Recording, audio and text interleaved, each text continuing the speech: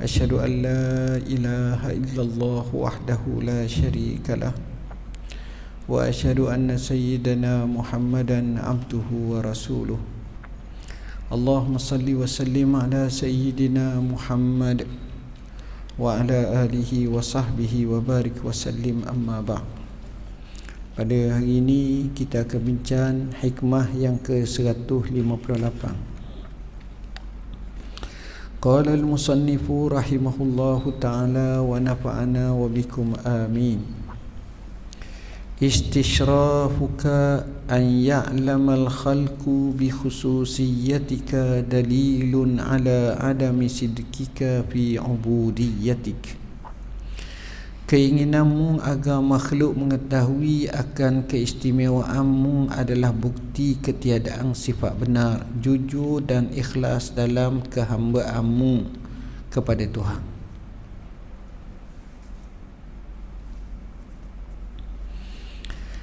Hadirin hadirat yang dirahmati Allah, hikmah yang kita bincangkan ini adalah bagaimana nak menggambarkan sikap kita terhadap amalan kita. Amalan yang kita lakukan itu, kita akan rasa seronok dengan amalan kita apabila kita mengetahui tentang fadilat, dan kita akan rasa lazzatul ibadah, kelazatan dalam beribadah.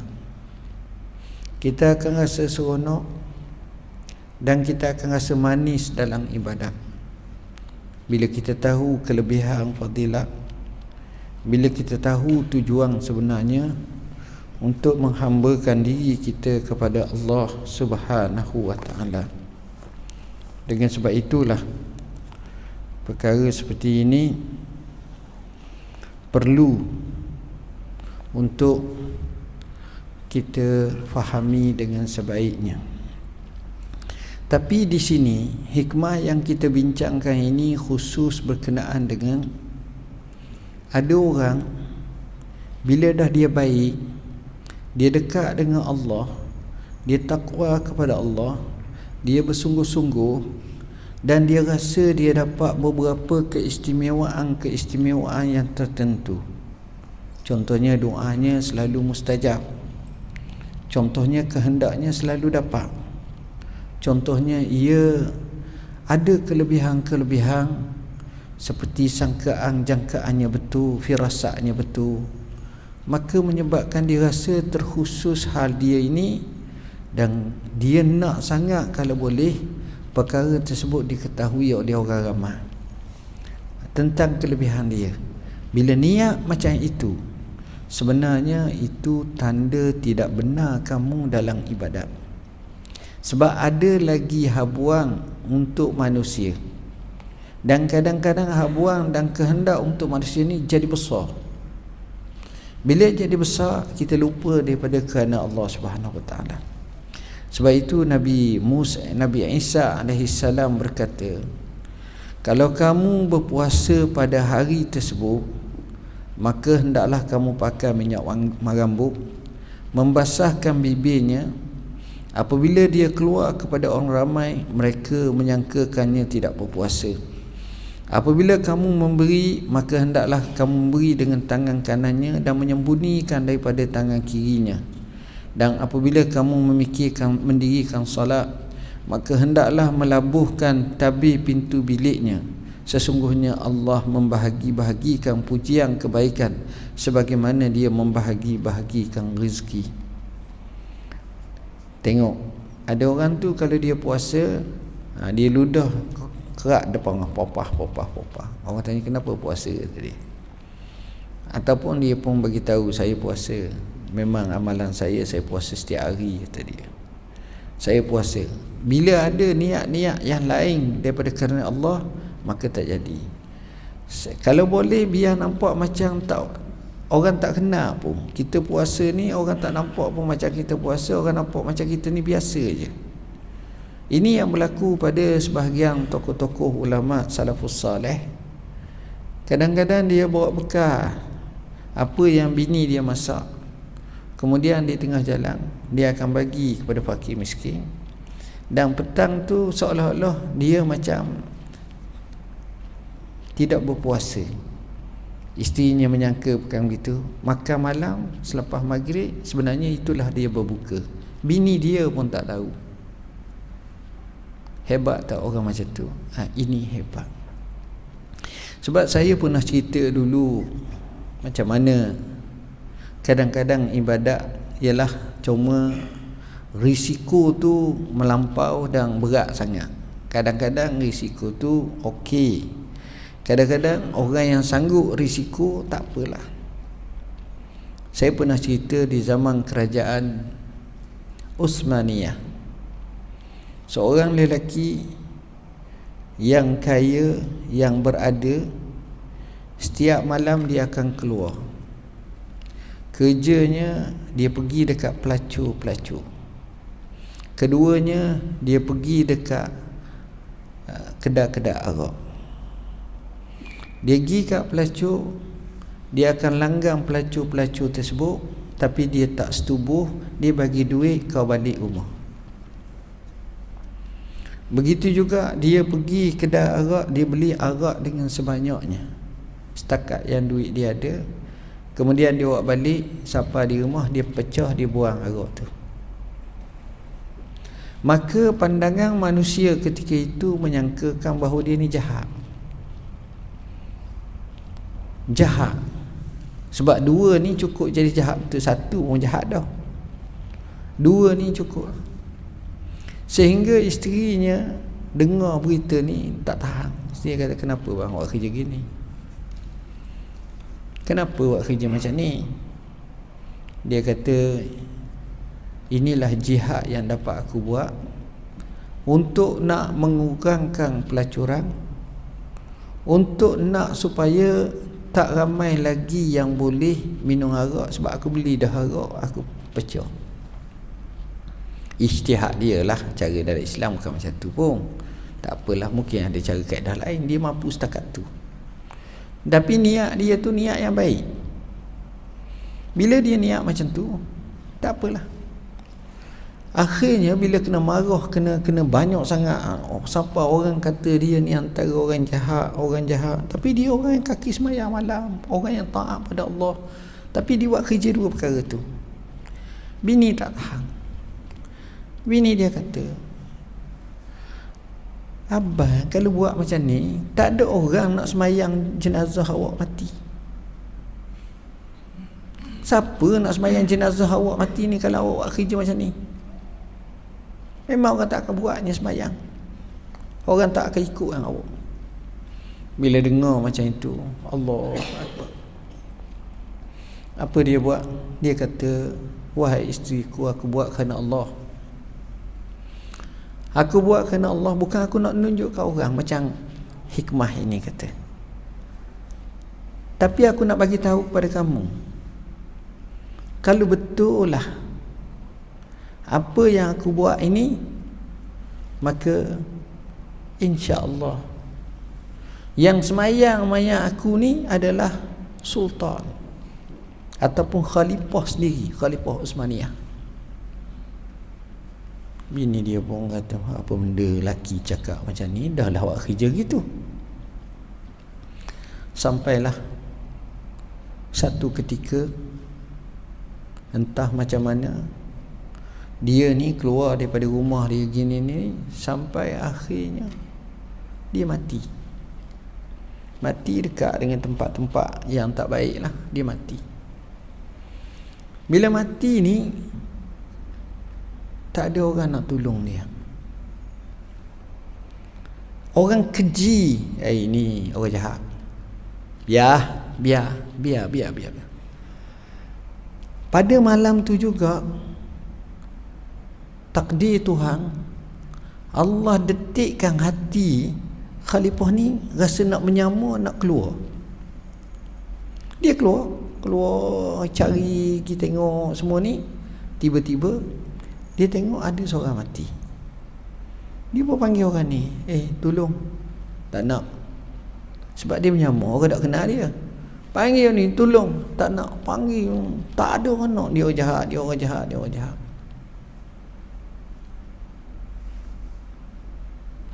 Akhir sekali adalah 2-3 orang pikul mayat dia. Bila pikul mayat dia ni, jadi khalifah ni pergi jugalah. Ada hak kenal rumah dia, bawa ke rumah dia, beri salam tengah malam.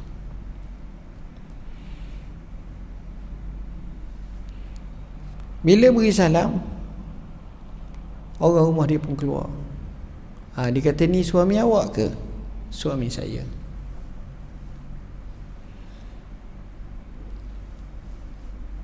Kenapa dia meninggal dah ni?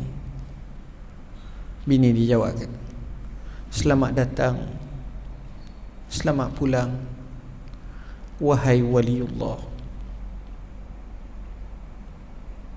Kelak kamu akan disolatkan oleh khalifah. Khalifah terkejut, sebut nama dia. Khalifah kata, apa? Kau kata apa? Dia sebutlah waliullah. La ilaha. Seluruh kawasan tu, dekat tu, panggil dia ni sebagai apa? Sebagai, kata orang, penjahat, orang yang buruk sikap perangai dikatakan, sebab dua perkara tu. Jadi sultan ni confused. Sultan ni pun tanya dia, macam mana kamu kata suami kamu ni waliullah? Kamu tak tahu ke dia buat begini? Sebab sultan dengar dah orang kata ni. Dia kata, dia cerita balik apa yang berlaku. Sultan pun terkejut, dan sultan pun esok dia suruh seluruh negara, pembesar-pembesar negara ni buat tabik hormat dan buat sembahyang khas, dan jumlah besar mari sembahyang kepada orang ni. Hati dia baik, tuan-tuan. Ini orangnya. Jadi apa yang disebut oleh Ibn Athaillah Sekandari dalam kitabnya, dalam hikmah ini, istishrafuka an ya'lamal khalqu bi khususiyatika dalilun ala adami sidqika fi ubudiyatika. Memang betul sangat. Jadi di situlah kita faham bahawa mereka ini akan jaga betul-betul, sebagaimana kata ulama seperti Sahal bin Abdullah At-Tustari, man ahabba an yattali al-khalqu ala ma bainahu wa bainallah wa huwa ghafil. Siapa suka sangat kalau didedahkan apa yang dia lakukan antara dia dengan Allah, maka sebenarnya orang tu masih lagi orang lalai. Artinya, cubalah dalam ibadat keikhlasan semata-mata kepadanya. Hikmah yang ke-159. Hikmah ini seolah-olah pelengkap kepada hikmah sebelumnya. Ghayyib nazaral khalqi ilaika bi nazaril haqqi ilaika wa ghib an ikbalihim alaika bi syuhudi ikbalihi alaika. Singkirkanlah pandangan makhluk terhadap dirimu dengan berasa puas pandangan Allah yang maha hak kepadamu. Janganlah kamu mengambil berat pandangan makhluk dan sambutannya kepadamu dengan merenung pandangan Allah yang memandang dirimu. Baik. Ini macam pelengkap pada hikmah yang kita baca tadi. Kalau boleh, apa manusia tengok, puji apa-apa pun, kita tak kisah. Sekadar bonus je. Tapi hak sebenarnya adalah pandangan Allah yang kita nak. Contohlah, kalau kita tengok anak kecil kita puji kita, anak kecil kita baru tadika ataupun baju baru sekolah rendah, dia kata abah semak, comel abah, handsome abah. Takkan kita buka kepok. Kita biasa je, sebab kita kenal dia budak, dia anak aku, mesti dia nak duit dengan aku sikit-sikit ni, puji aku. Maknanya sebab apa? Sebab kita pandang orang anak tu bawah, kecil pada kita. Tapi kalaulah orang besar puji kita, oi kata hebat awak gini-gini, kita pun kembang rasa. Nampak? Maknanya Kita yang bijak ni, kita tak terkesima dan tak terpana, dan kita tak terpesona dengan puji anak kita, tapi kita terpesona dengan puji orang besar. Maka begitu juga, jangan kita terpesona dengan puji makhluk, sedangkan kita nak puji Allah. Bila puji Allah, maka hak itu baru ya. Ini yang sebenarnya berlaku, puji Allah. Baru-baru ni saya ingat saya cakap dah, saya ceramah khusus berkenaan dengan siapa itu Khalid Al-Walid. Nak tahu orangnya macam mana, yang kalau boleh kena ceramah tajuk tu sedaknya 4 jam baru boleh habis. Dia punya hebatnya, dengan tubuh badannya, dengan sifatnya, dengan beraninya, dengan perangnya, dengan lawan seorang sama seorangnya, dengan main apa benda, panah apa semua kita cerita lebih kurang lah. Tapi saya nak ambil satu je. Khalid Al-Walid, Allah bagi pada dia ni memanglah orang yang hebat. Kalau orang Islam lemah, tengok musuh banyak, dia tak nampak apa-apa, dia nampak kuasa Allah lebih besar. Sebab itu orang yang dekat dengan dia semangat.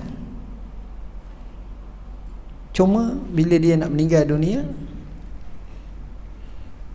dia mati pun dalam keadaan mati, orang panggil apa, dia kena atas tidur je, di katil je. Dia mati bukan mati perang, mati dalam keadaan biasa. Bila dia mati keadaan biasa, nak mati, kawan lama dia marilah. Dia kata, aku ni pelik lah, tubuh aku ni setiap 4 jari mesti ada liang luka. Liang luka ni kena perang masa ni, liang ni perang masa ni, hak ni kena pedang, hak ni kena tombok, hak ni kena Maknanya kita faham Khalid ni dia tak ada ilmu kebal. Tapi orang Melayu jangan main ada ilmu kebal. Tu kita nak kalau boleh mereka kumpul semua-semua, kalau mampulah lawanlah, tolong bela Palestin sebagai contoh tu. Kalau kemah betul. Sampai dia kata apa? Aku bercita-cita nak mati syahid, Allah tak mati aku syahid. Lalu dia kata, ayyuhal jubana mana mat ayunukum, hei orang-orang pengecut semua, supaya mata kamu tak tidur. Dan aku pun tak tahu kenapa Allah tak bagi mati syahid. Kawan dia beritahu, ya Khalid, aku nak bagi tahu kamu didoakan oleh Rasulullah. Rasulullah menama kamu sebagai Saifullah Al-Maslul, pedang Allah yang dihunus kepada musuh-musuhnya. Kalau kamu mati, bermakna pedang Tuhan patah. Jadi Allah bila Nabi doa, dia tak akan berlaku macam tu. Biar luka pun tak mati. Tengok hikmah dia, baru dia reda. Dia perang bukan tiga kali, 100 lebih. Tapi bila kerana Allah, dia lain keadaan. Inilah dia.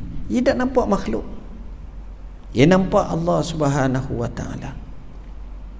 Macam mana tak nampak makhluk? Ialah kita selalu perasan makhluk gini. Tapi puak-puak ni tak, tuan-tuan. Puak-puak ni dia lain. Dia lain keadaan dia. Jadi bila kita tengok makhluk datang kepada kita, kita tak kisah, melainkan kita bergantung pada Allah. Bila bergantung pada Allah, hati kita pun tenang. Yang ini kalau kita boleh pasak dalam jiwa kita ni, insya-Allah makin lama makin betul lah amalan kita, insya-Allah. Hikmah yang terakhir pada pagi ni, hikmah yang ke-160. Qala al-musannifu rahimahullah, man arafa al-haqqa syahidahu fi kulli syai' wa man faniya bihi ghaba an kulli syai wa man ahabbahu lam yusir alaihi syai'a. Kenyataan ini ada tiga ni penting, penting sangat. Nombor satu, siapa yang benar-benar mengenali Tuhan yang maha hak, dia kenal Tuhan, makna makrifah, sudah pasti ia dapat melihatnya pada setiap sesuatu. Macam mana? Dia tengok bukit, dia merasa kebesaran Allah. Dia tengok unta, dia nampak kebesaran Allah. Sebab dia tengok dengan makrifah. Afala yanzuruna ilal ibili kaifa khuliqat wa ilas samai kaifa rufi'at wa ilal jibali kaifa nusibat wa ilal ardi kaifa sutihat. Jadi tengok tu berdasarkan kepengetahuan ilmu makrifah betul-betul, maka di situ dia akan rasa.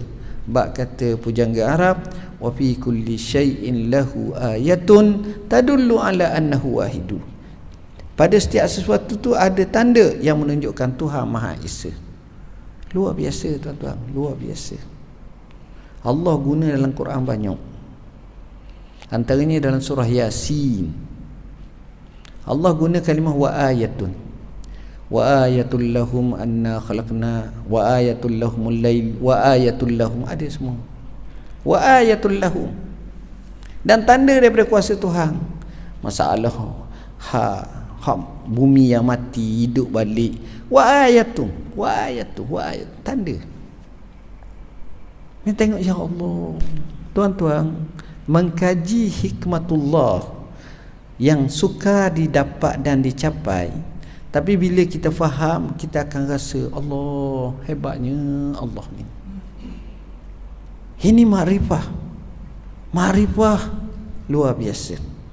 Allah sebut dalam surah Ali Imran ayat 190 lebih, inna fi khalqis samawati wal ard wa ikhtilafil laili wan nahar la ayatin li ulil albab. Orang yang ada mata hati, yang cerdik, yang makrifah sahaja yang boleh menjadikan tanda dan bukti. Tukar malam siang jadi langit dan bumi. Perhati, ya Allah, luar biasa. Baik. Kedua, bila dia kenal yang hak tu, Allah tu, dia tahu, dia akan dapati setiap sesuatu tu dia akan nampak Allah. Tengok Bukit Bukau besar, Allah. Saya masa jadi mufti dulu, ramai yang datang, macam-macam tetamu. Salah seorang tetamu yang datang adalah pendaki Gunung Everest.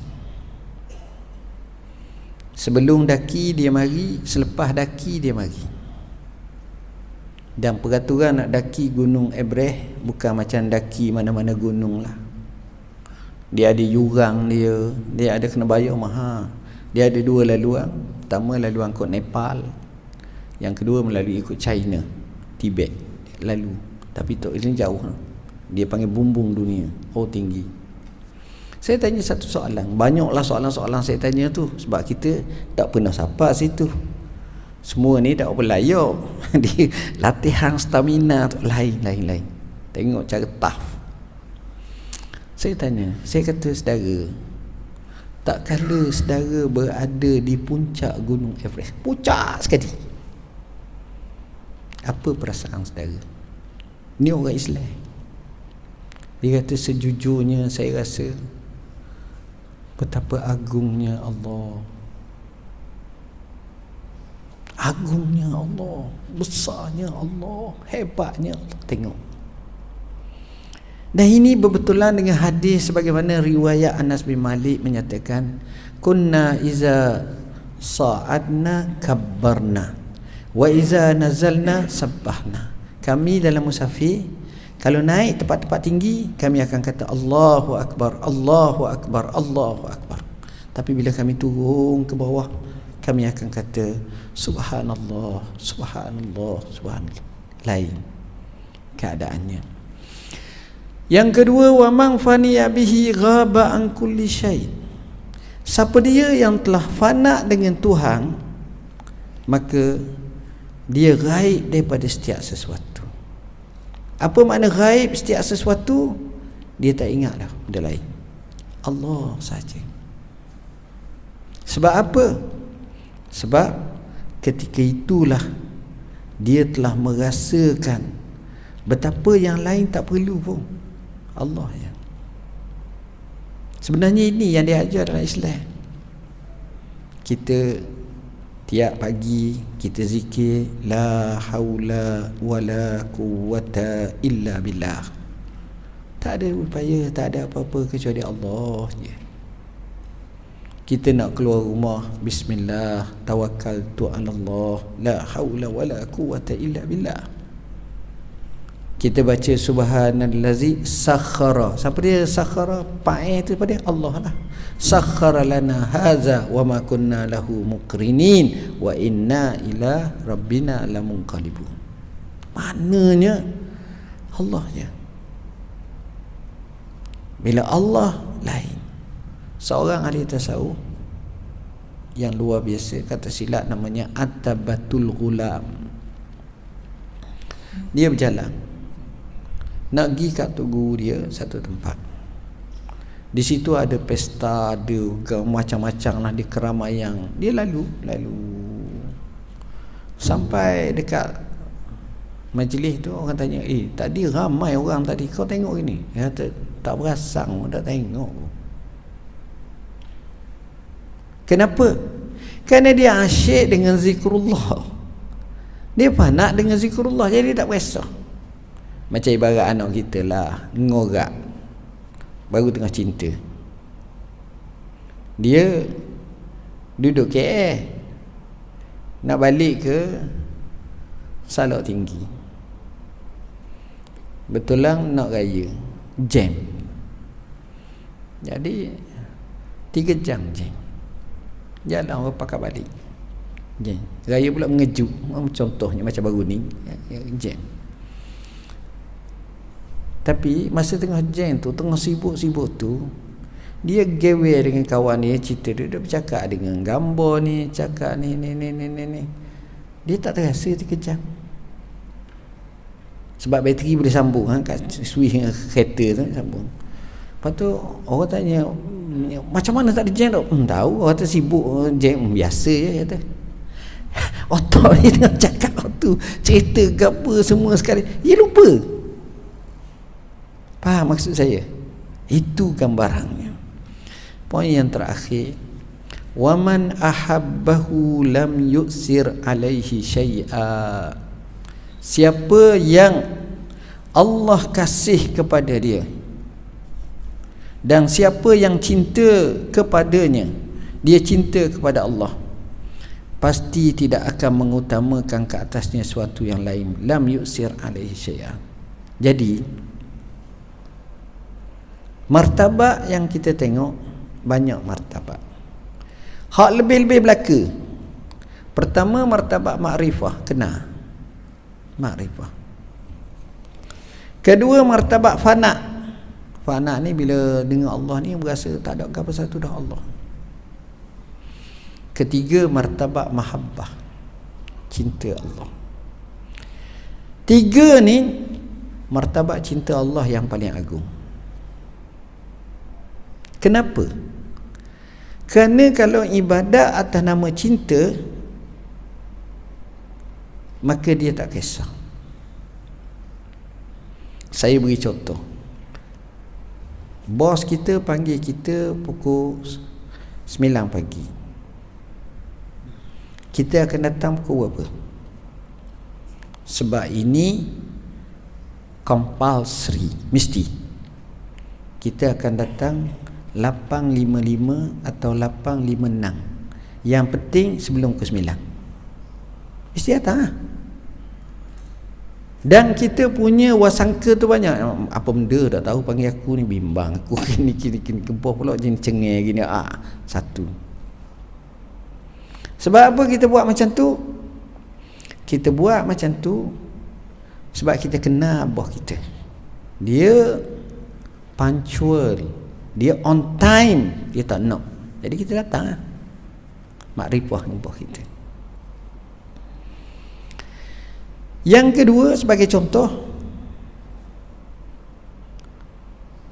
orang tu bercinta, janji kat Port Dickson pukul 9 pagi, dan bagi tahu hak lelaki ni pakai baju merah, hak perempuan ni pakai baju hijau. Janji pukul 9, tepatnya kat mana? Patah Teluk Kemang, contoh. Dua-dua tu pukul 6.30 congok dah mari. Janji pukul 9, kenapa 6.30 mari dah? Sebab cinta. Maka cinta kepada Allah lagilah hebat. Orang yang cinta pada Allah, Allah Subhanahu Wa Taala sebut tanda orang tu cinta pada Allah, dia ikut apa yang Nabi ajar, apa yang Nabi beritahu. Qul in kuntum tuhibbunallah fattabi'uni yuhibbukumullah. Hadis sahih riwayat Bukhari, Rasulullah SAW menyatakan, salasum man kunna fihi wajada halawatal iman, an yakunallah wa rasuluhu ahabba ilaihi mimma siwahuma, wa an yuhibbal mar'a la yuhibbuhu illa lillah, wa an yakraha an ya'uda fil kufri kama yakrahu an yukzafa fin nar. Ada 3 perkara, siapa mempunyai ketiga-tiganya, maka baginya dia akan dapat rasa kemanisan iman. Pertama, Allah dan Rasul lebih dia cinta, ahab daripada segala-galanya. Nombor 1 Allah, nombor 2 Rasul. Cinta. Apa balasannya? Halawatul iman, dia dapat dah. Sahabat dia cinta kat Nabi, dia ikut betul Nabi, dia follow betul. Hak selawat-selawat lah, tapi hak sebenarnya dia buat. Sebagaimana kata Sayyidina Ali, kana Rasulullah SAW ahabba ilaina min waladina wa walidina wan nasi ajma'in wa minal ma'il bari. Rasulullah SAW ni hamba kasih dia lebih daripada ibu, bapa kita, anak kita, keluarga kita, orang ramai, bahkan daripada air sejuk. Apa makna air sejuk? Musim panas, kemarau, kita duduk tengah panas, dalam keadaan dahaga yang amat sangat, tiba-tiba orang bagi kita segelas air sejuk. Itu nikmat yang paling besar. Sebab itu Wardan ni siapa? Wardan ni cerita disebut oleh Syekh Muhammad Mutawalli Sya'rawi. Wardan ni orang gaji ataupun khadam kepada Muawiyah. Muawiyah ni jadi khalifah masa tu. Dia jadi khalifah tahun 40 Hijrah, berakhir 60 Hijrah. Datang kepadanya gubernur daripada Mesir, iaitu Amr bin As. Dua-dua sahabat Nabi. Maka kedua-dua ni cakap apa cita-cita masing-masing. Amr bin As kata, saya ni kalau bolehlah ya Amirul Mukminin, nak sangat ada sebuah kebun tu pokok-pokok banyak, lepas tu ada pula basah, ada pula kambing apa semua sekali, ada pula khadam. Kita apa bawah pokok kita boleh semayang, khadam kita pun tengok kita ni layang meleh kambing makan, tak syai ke apa, kita semayang, pegang putih tasbih zikir, subhanallah, subhanallah. Senang, bahagia. Tengah cakap dua ni, khadam Muawiyah ni yang makanan ni namanya Wardan. Wardan dia pasang telinga. Itu orang selalu nak dengar. Muawiyah ni cerdik. Muawiyah tahu ni, pok ni nak dengar aku cakap ni. Tengah tu dia pun cakap lalu dengan Wardan. Dia kata, ya Wardan, hang duk dengar kami bercakap je, apa cita-cita awak? Dia kata, cita-cita saya, kalau saya dahaga yang amat sangat di padang pasir, saya dapat segelas air sejuk. Air sejuk, air putih je, bukan air teh. TOI stepping ke apa tau. Muawiyah terkedu dan berkata, ghalabana wardanul yaum, hari ini Wardan telah mengalahkan kita. Itu hebat tuan-tuan Isar. Jadi saya rasa sekadar itulah dulu pada hari ini. Aqul qauli hadza wa astaghfirullahal azim li wa lakum. Wassalamualaikum warahmatullahi wabarakatuh.